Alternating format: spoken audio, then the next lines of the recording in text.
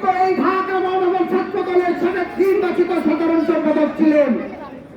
তিনি এই অভিযুক্ত ঢাকা মহানগর বিএনপি সাবেক যুগ্ম সাধারণ সম্পাদক ছিলেন।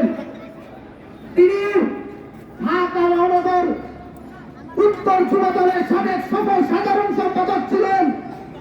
তিনি বাংলাদেশ জাতীয়তাবাদী যুব দলের কেন্দ্রীয় নির্বাহী কমিটির সাবেক সফল সাধারণ সম্পাদক ছিলেন। তিনি বাংলাদেশ জাতীয়তাবাদী দল যুব দলের সাবেক নির্বাহী কমিটির সাবেক সভাপতি হিসেবে দায়িত্ব পালন করেছেন এবং সর্বশেষ তিনি দেশ নায়ক জনাব তারেক রহমান তার কাছে তুলে দিয়েছিল এই ঢাকা মহানগরের দায়িত্ব। তিনি ঢাকা উত্তর বিএনপির দায়িত্ব পালন করেছেন এবং ঢাকা উত্তর বিএনপির আহ্বায়কের দায়িত্ব পালন করেছিলেন। আপনারা জানেন এই সুদীর্ঘ রাজপথে তার বিচরণ। উনি ঢাকা 12 আসন থেকে